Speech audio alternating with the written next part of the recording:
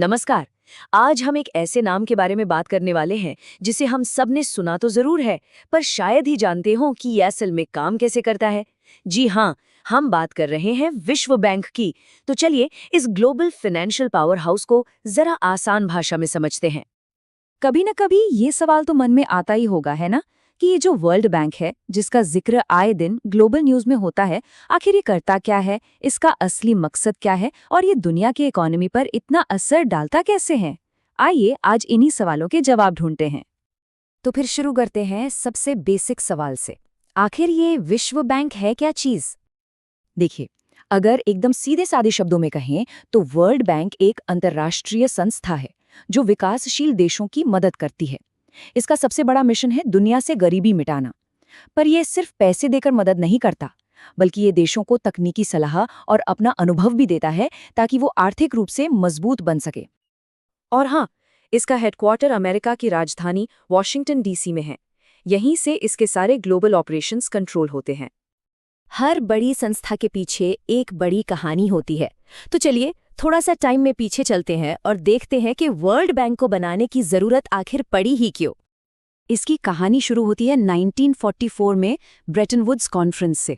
सोचिए, वो दौर था जब दूसरा विश्व युद्ध खत्म हो रहा था और यूरोप पूरी तरह तबाह हो चुका था। तो उस टूटे हुए यूरोप को फिर से खड़ा करने के लिए इस बैंक को बनाया गया। लेकिन समय के साथ इसका काम सिर्फ यूरोप तक सीमित नहीं रहा, बल्कि इसका फोकस पूरी दुनिया के विकास पर शिफ्ट हो गया। ठीक है, तो ये क्या है और क्यों बना, ये तो समझ आ गया। पर अब सबसे बड़ा सवाल ये है कि ये काम कैसे करता है। मतलब इतने बड़े बड़े प्रोजेक्ट्स के लिए इसके पास पैसा आता कहाँ से है? इसे ना 3 बहुत ही आसान स्टेप्स में समझ सकते हैं। पहला, दुनिया के देश इसके शेयर खरीदकर इसके मेंबर बनते हैं। दूसरा, बैंक इन मेंबर्स से मिले पैसे और अपनी अच्छी क्रेडिट रेटिंग के दम पर मार्केट में बॉन्ड जारी करके और पैसा उठाता है।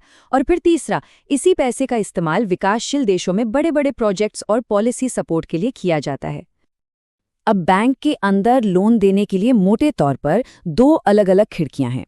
एक है IBRD, जो मिडिल इनकम वाले देशों को कर्ज देता है, और दूसरी है IDA, जो दुनिया के सबसे गरीब देशों को या तो बिना ब्याज के या फिर बहुत ही कम ब्याज पर लोन देती है, और कभी-कभी तो सीधे ग्रांट यानी अनुदान दे देती है जो वापस नहीं करना होता।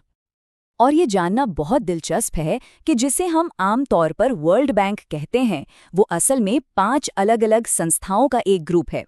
IBRD और IDA के बारे में तो हमने जान लिया। इनके अलावा IFC है, जो प्राइवेट कंपनियों में निवेश को बढ़ावा देता है। मेगा है, जो किसी देश में निवेश करने पर पॉलिटिकल रिस्क से बचाता है। और ICSID, जो निवेशकों और देशों के बीच हुए झगड़ों को सुलझाता है। मतलब ये पूरा एक पैकेज है। चलिए अब थ्योरी से निकलकर असल दुनिया में आते हैं। आखिर जमीन पर वर्ल्ड बैंक का काम दिखता कैसा है? ये किस तरह के प्रोजेक्ट्स पर पैसा लगाता है? इसके सारे प्रोजेक्ट्स के पीछे कुछ बड़े लक्ष्य होते हैं, जैसे गरीबी कम करना, इकोनॉमिक ग्रोथ बढ़ाना, एजुकेशन और हेल्थ को बेहतर बनाना, इंफ्रास्ट्रक्चर खड़ा करना और क्लाइमेट चेंज से लड़ना। और ये सब आपस में जुड़े हुए हैं।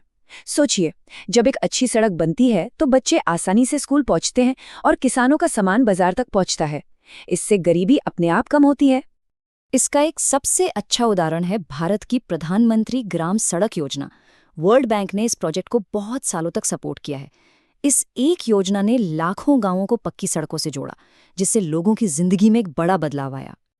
एक और उदाहरण देखते हैं अफ्रीका से। वहां लाइटिंग अफ्रीका जैसा प्रोग्राम चलाया गया।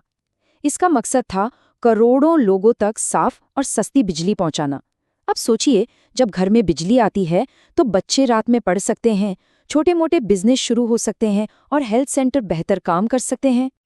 और आज के डिजिटल दौर में एजुकेशन को सपोर्ट करना भी इसका एक बड़ा काम है। खासकर कोरोना महामारी के बाद वर्ल्ड बैंक ने कई देशों को ऑनलाइन लर्निंग प्लेटफॉर्म बनाने में मदद की है, ताकि किसी भी मुश्किल में बच्चों की पढ़ाई न रुके। अब एक बहुत ही आम कंफ्यूजन को दूर करते हैं। वर्ल्ड बैंक और IMF यानी इंटरनेशनल मॉनेटरी फंड, दोनों का जन्म एक साथ हुआ था, इसलिए लोग अक्सर इन्हें एक ही समझ लेते हैं। लेकिन सच तो ये है कि दोनों का काम बिल्कुल अलग है। ये टेबल इस फर्क को बिल्कुल साफ कर देती है। इसे ऐसे समझिए, वर्ल्ड बैंक एक आर्किटेक्ट की तरह है जो किसी देश की अर्थव्यवस्था की नींव को लंबे समय के लिए मजबूत बनाता है, जैसे स्कूल, सड़कें, अस्पताल बनाना। वहीं IMF एक डॉक्टर की तरह है जो तब आता है जब कोई देश अचानक किसी आर्थिक संकट में फंस जाता है और उसे तुरंत इलाज की जरूरत होती है।